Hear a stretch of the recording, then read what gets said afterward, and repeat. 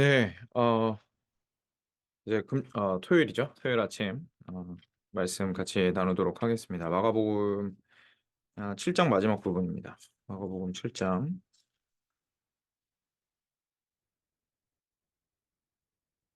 24 절에서 37 절인데요. 제가 잠깐 기도하고 나누도록 하겠습니다. 사랑하는 아버지 하나님 감사합니다. 오늘도 어 주님의 말씀 앞에 나옵니다. 주께서 허락하신 이 말씀 앞에 저희가 잠잠하여 저희의 마음을 열고 저희 영혼의 귀를 기울이기를 원합니다. 예수님을 통하여서 우리에게 베풀어 주신 그 놀라운 구원의 은혜가 얼마나 큰 것인지에 대하여 하나님 우리로 깨닫게 하여 주시옵시고, 그리하여서 우리가 참으로 주님을 따르는 제자다운 삶을 살아갈 수 있도록 은혜 베풀어 주시옵소서. 감사하며 우리 주 예수 그리스도의 이름으로 기도드렸습니다. 아멘. 네, 제가 잠깐 읽겠습니다. 예수께서 일어나사 거기를 떠나 두로 지방으로 가서 한 집에 들어가 아무도 모르게 하시려 하나 숨길 수 없더라. 이에 더러운 귀신 들린 어린 딸을 둔 한 여자가 예수의 소문을 듣고 곧 와서 그 발 아래에 엎드리니, 그 여자는 헬라인이요 수로보니게 족속이라. 자기 딸에게서 귀신 쫓아내 주시기를 간구하거늘 예수께서 이르시되 자녀로 먼저 배불리 먹게 할지니 자녀의 떡을 취하여 개들에게 던짐이 마땅치 아니하니라. 여자가 대답하여 이르되 주여 올소이다마는 상 아래 개들도 아이들이 먹던 부스러기를 먹나이다. 예수께서 이르시되 이 말을 하였으니 돌아가라, 귀신이 내 딸에게서 나갔느니라 하시매, 여자가 집에 돌아가 본즉 아이가 침상에 누웠고 귀신이 나갔더라.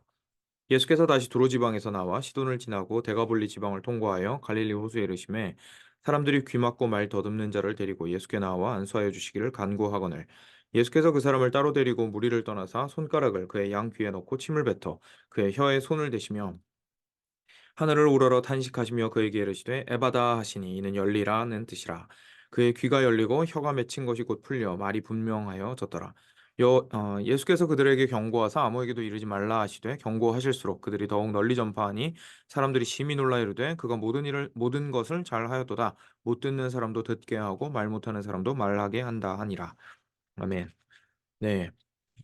예수님께서 이제 어, 계속해서 그 이적을 행하시는 것들을 저희가 보게 되는데요. 특별히 이번 부분에서 좀 특별한 점은 그냥 단순히 인제 저번에도 말씀드렸던 것처럼 그냥 지나가다가 아픈 사람이 있으면은 도와준 것들을 여기에 성경에 기록을 한 것이 아니고, 특별하게 예수님께서 의도와 뜻을 가지신 것들을 인제 성경에서 우리에게 보여주고 있다라는 것을 저희가 기억할 때에, 오늘 보여주신 이 기적도 뭐 여느 기적 중에 하나라기보다 또 특별한 의미가 있는 기적이라고 저희가 볼 수가 있습니다. 오늘 보게 되는 이 두 가지 기적 모두 다 저희가 이제 앞으로도 계속 보게 될 텐데요. 8장 넘어가서도 예수님께서 당신의 그 능력과 복음과 그 하나님 나라 복음을 어 그 이스라엘 백성들 안에서만 전파하고 그냥 끝나시는 것이 아니라 이방 백성들에게까지 전파하기를 원하셨다라는 것을 저희가 이제 알게 되는 부분입니다. 그래서 실제로 오늘 같이 읽었던 이제 24 절부터 보면요, 인제 두로 지방으로 가게 되고, 그리고 거기서 자기 딸이 더러운 귀신이 들려서 너무 참 이리저리 얼마나 돌아다니면서 그 구원의 손길을 구했겠습니까, 이 엄마가. 그쵸? 근데 그 엄마가 이제 왔는데, 이 찾아온 엄마가 헬라인이고 수로보니게 족속이다라는 것들을 통하여서 저희에게 이스라엘 백성이 아니고 이방인이라는 것을 알려주시고 있습니다. 그러면 유대인들 입장에서는 이게 가당치도 않는 얘기거든요. 그 이방인으로서 유대인들에게 주어진 하나님의 언약의 은혜를 받아 누린다는 것, 하나님의 백성이라고 부름을 받게 된다는 것, 뭐 이런 것들이 사실은 도저히 상상할 수 없는 것들이었습니다. 음 실제 율법에서도 이제 이방인과의 교제를 엄격하게 금하고 있었고, 그렇기 때문에 이 사람들에게 이방인은 거의 개보다도 못한 존재 였거든요. 유대인들에게는.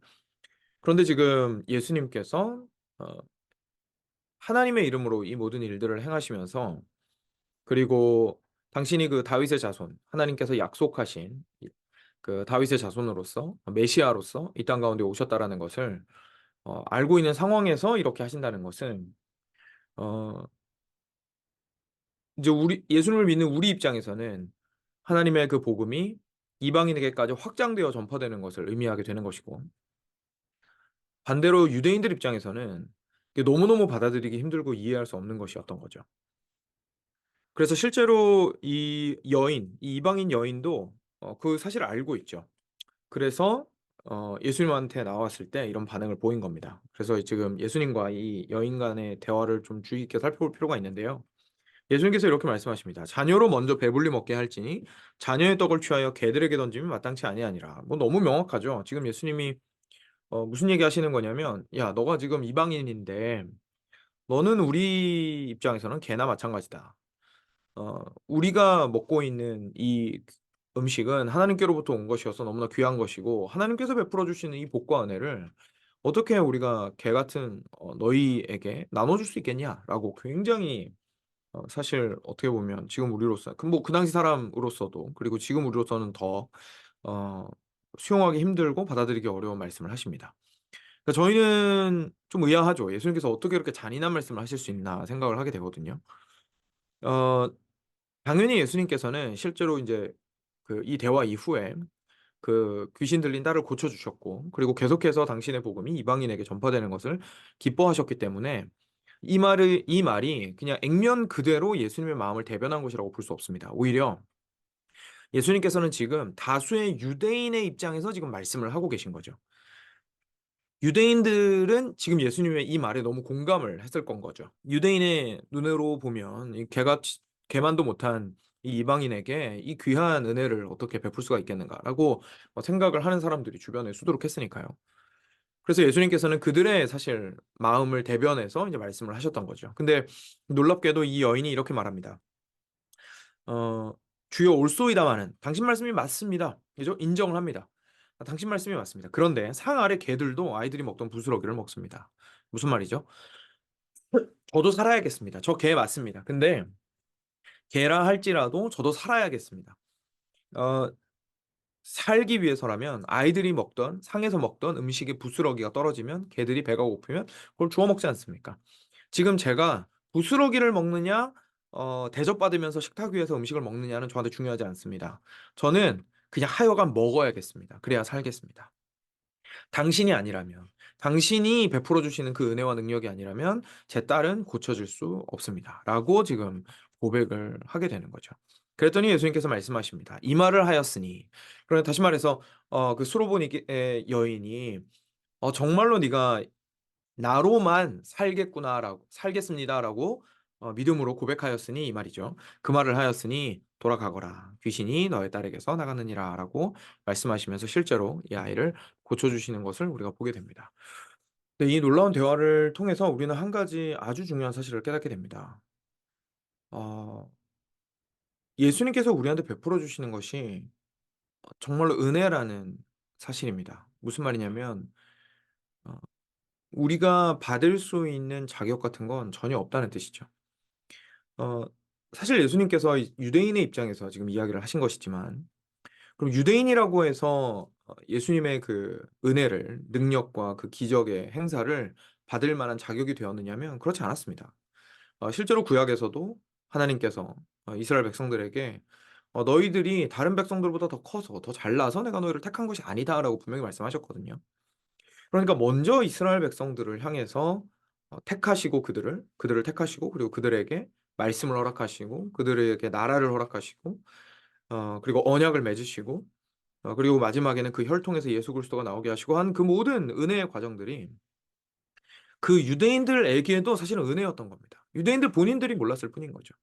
그 예수님께서는 그 유대인들의 은혜 모르는 그 모습을 어찌 보면 당신이 그 유대인들의 입장에서 이 말씀을 하심으로써 그거를 반증한 거죠. 더 적나라하게 어 노출시키신 겁니다. 그리고 그 상황에서 이 이방인 여인이 얼마나 예수 그리스도의 그 은혜를 갈구하고 갈망하고 자신의 자존심 따위는 전혀 아랑곳하지 않고 그냥 땅바닥에 내팽개치더라도 살겠다는 그 의지 하나만으로 예수님께 찾아온 것을 보게 되는 순간 '아 정말로 예수님께서 주시는 것을 받는 자는 은혜로 이것을 받는 자구나.'라는 사실을 우리가 다시 한번 깨닫게 되는 거죠. 유대인이든 이방인이든 예수님께서 부어 주시는 그것은 은혜로만 받을 수 있는 것입니다. 사랑하는 여러분, 이것이 저희에게 정말 어 진지한 질문이 되었으면 좋겠습니다. 어 저도 이 말씀을 깨닫기까지 정말 많은 시간이 걸렸던 것 같아요. 음 책을 읽고 하면서 이 말씀의 의미는 이해할 수 있었지만 이 수로보닉의 여인의 마음이 이해가 되기까지, 이 수로보닉의 여인처럼 '내가 할 수 있을 것 같다.'라는 마음이 들기까지는 정말 많은 깨어짐들이 있었던 것 같습니다. 철저하게 가장 낮아지고 내가 예수님의 은혜를 얻을 만한 존재가 아니라는 사실을 완전히 인정할 수밖에 없는 바닥 상태에서 비로소 이 말씀을 읽었을 때 수로보닉의 여인의 그 마음이 이해가 됐습니다. 어 "배가 고프더라도 자존심은 지키겠다."라고 말하는 것은 사실 자신의 생명에 대해서 여전히 교만하게 생각을 하고 있는 것이죠. 그 생명을 자기의 힘으로 어떻게든 붙들 수 있고 자기의 능력으로 어떻게든 세울 수 있다고 생각을 하고 있는 겁니다. 정말로 우리가 예수님 앞에 나아올 때에는 "예수님 살려 주십시오. 제가 예수님이 아니면 죽을 수밖에 없겠습니다. 예수님 말고는 길이 없습니다. 예수님이 아니시라면 예수님께서 그 은혜와 그 능력과 어 그 사랑과 자비와 긍휼을 나에게 베풀어 주시지 않는다면 저는 절대로 살 수 없습니다. 어 제가 모든 의사들을 찾아 다녀 봤고 모든 술사와 박수들에게 우리 아이의 귀신을 쫓아내 달라고 애걸복걸 해 봤고 많은 돈을 썼고 많은 에너지를 썼고 내 나름대로는, 그리고 그래도 가오 좀 지키고 싶어서 '여기까지는 그래도 가지 말아야지.'라고 하면서 나 스스로를 낮추기에 항상 인색하였던, 어떻게든 자존심은 그래도 끝까지 좀 지키고 채통은 그래도 좀 지키고 이 문제를 해결하려고 했었던 인생을 돌아볼 때에 '주님, 아니었습니다. 예수님 말고는 제가 살 곳이 없습니다. 예수님이 뭐라고 말씀하셔도 전 상관없습니다. 전 예수님만으로만 살 수 있습니다. 제 자존심이 중요한 게 아닙니다. 제가 사는 게 중요합니다.'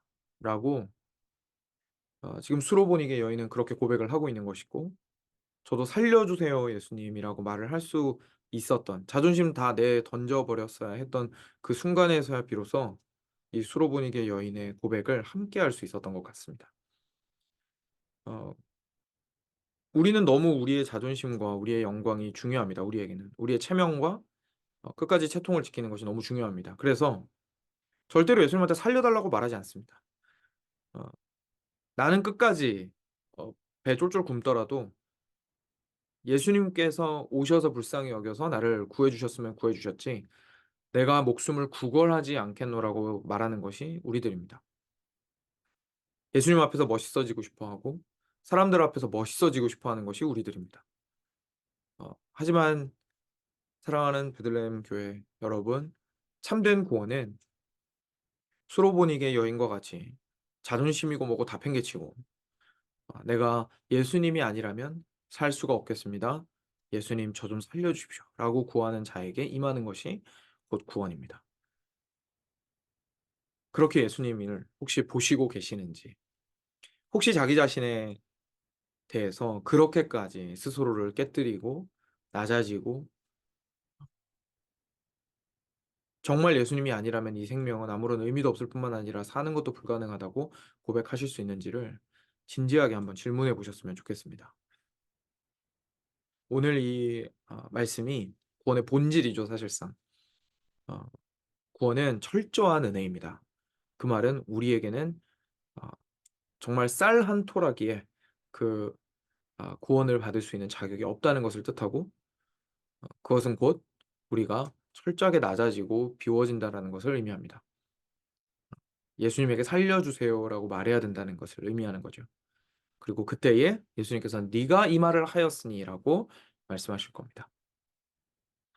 어 이 구원의 본질에 대해서 보실 수 있었으면 좋겠고, 단지 보시고 끝나는 것이 아니라 이 구원을 얻기 위하여 수로보닉의 여인과 같은 고백을 어 하실 수 있었으면 좋겠습니다.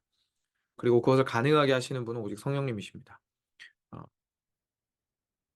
성령께서 우리 각 사람의 영혼을 흔드셔서 "예수님만으로 내가 살겠습니다."라는 고백들을 하게 하시기를 정말 간절히 원하고 제가 우리 교회를 위해서 그렇게 계속해서 기도하도록 하겠습니다. 이어지는 부분에서도 예수님께서 이번에도 귀먹고 말 더듬는 자를 사람들이 데리고 오자 이제 예수님께서 좀 프라이빗한 곳으로 아무도 없는 곳으로 데리고 가셔서 치유하시는 부분이 나옵니다. 어 그 양 귀에 손을 넣고 침을 뱉어서 그의 혀에 손을 이렇게 대시는데 이 방법이 뭐 특별한 어떤 치유 방법이어서 우리가 똑같이 하면 어 '하나님께서 치유해 주신다.'라고 생각하는 건 이제 잘못 적용을 하는 것이겠죠. 이제 말도 더듬고 귀도 먹어서 소통이 안 되는 이 사람에게 어 예수님께서는 당신의 말씀만으로 이 사람을 고치신 것이 아니라 실제로 이 사람을 만지면서 당신의 사랑을 보여주셨다고 저희가 생각할 수 있습니다. 예수님께서 정말로 마음에 그 극률한 마음으로 어 애통해 하시는 마음으로 이 사람이 꼭 살았으면 좋겠는 그 마음으로 그리고 온전하여졌으면 좋겠다라는 그 마음으로 음 이 사람에게 특별하게 은혜를 베푸신 것을 저희가 볼 수 있죠. 이 장면에서 저희 한 가지 좀 눈에 들어오는 게 있지 않습니까? 이 사람은 귀도 먹었고 입도 인제 닫힌 사람입니다. 다시 말해서 입으로 믿음을 고백할 수가 없는 사람입니다. 어 여기서 한 가지 우리가 확실하게 알게 되죠.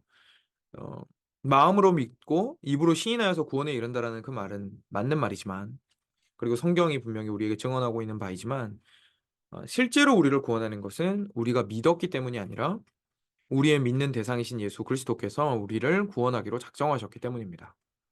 그래서 지금 말도 하지 못하고 듣지도 못하여서 어쩌면 지금 예수님께서 행하시는 일에 대해서 그리고 예수님이 누구신지에 대해서도 명확하게 알지 못하는 상황에 있는 이 사람 예수님께서는 일방적으로 긍휼히 여기시고 자비를 베푸셔서 그의 귀에 손을 넣으시고 침을 뱉어서 그의 혀에 대심으로써 그의 당신의 능력으로 그의 입을 여시고 그의 귀를 여시는 것을 저희가 보게 되죠. 예수님께서 참으로 이 사람이 온전케 되기를 바라셨기 때문에 실제로 들리는 음성으로 심지어는 제대로 알지 못해서 마음으로도 그 신앙을 고백하지 못했을 수도 있겠지만 예수님께서는 이 사람을 고치신 것을 우리가 보게 됩니다. 그리고 나서 뭐 그 뒷이야기는 저희가 알지 못하지만 계속돼서 저희가 알 수 있는 수준에서는 이 사람이 예수님에 대해서 그다음에 자기가 경험한 대로 전파하기 시작하죠.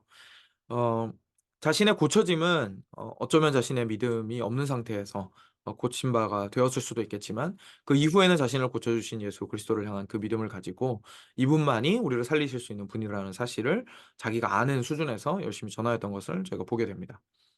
어 이것이 사실 예수님께서 보여주시는 구원의 또 다른 측면입니다. 예수님께서는 유대인들을 향해서도 은혜로 그 구원을 베푸신 것이고 이방인들을 향해서도 은혜로 베푸신 것입니다. 그리고 그것은 예수님께서 일방적으로 당신의 사랑과 자비와 긍휼을 베푸셨다라는 뜻이기도 합니다. 사랑하는 여러분, 우리가 구원받았다면 우리가 예수님의 형제가 되었고 예수님으로 말미암아 하나님의 아들이자 딸이 되었다면 우리는 은혜로 구원받은 것이고 그 뜻은 예수님께서 우리를 사랑하시고 당신의 자비와 긍휼을 통하여서 일방적으로 우리를 끝까지 붙들어 주셨다라는 것을 의미합니다. 그래서 우리가 진짜로 이 하루 주님 앞에서 구해야 하는 것은 예수님 정말로 내가 예수님이 누구신지를 올바로 보아서 그리고 내가 누구신지를 올바로 알게 되어서 예수님을 예수님만을 끝까지 붙드는 예수님의 자비와 긍휼만을 구하는 자가 되기를 원합니다. 예수님 제가 애를 써서 제가 마치 믿음이 대단한 사람, 굳건한 사람인 척 하는 것이 아니라 제가 저 자신을 바라보지 않고 오직 살고자 우리 주 예수 그리스도만을 바라보는 사람이 되기를 원합니다.'라고 간구하는 것이야말로 우리가 구원을 바라는 올바른 방법일 겁니다. 사랑하는 여러분 그렇게 오늘도 구원의 기쁨이 충만하셨으면 좋겠습니다. 구원의 기쁨은 우리가 잘했을 때에 얻게 되는 것이 아니라 예수 그리스도의 구원이 참으로 나에게 온전히 은혜로 주어졌다라는 것을 깨달을 때 그 기쁨은 찾아오게 됩니다. 그래서 우리가 우리의 연약함을 주님 앞에 고백하기를 두려워하지 않았으면 좋겠습니다. 우리가 연약해지는 게 문제가 아니라 우리가 강한데 예수님이 드러나지 않는 것이 문제입니다.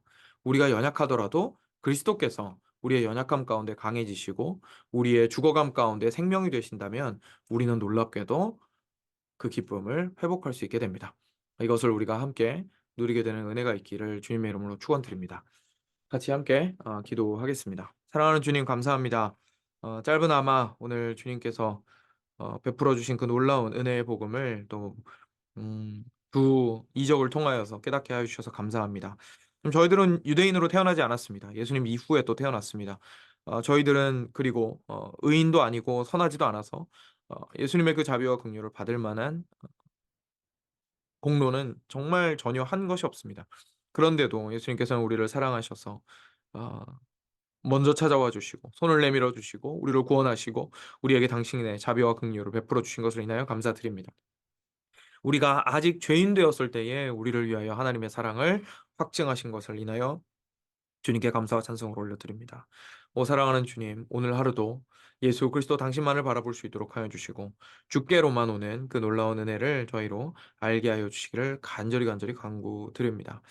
사랑하는 주님, 아 주일 예배 가운데도 주께서 함께하여 주심으로 오늘의 이 복음 가운데에 누리게 되는 이 은혜가 예배 가운데에서도 동일하게 누려질 수 있도록 주여 함께하여 주시옵소서.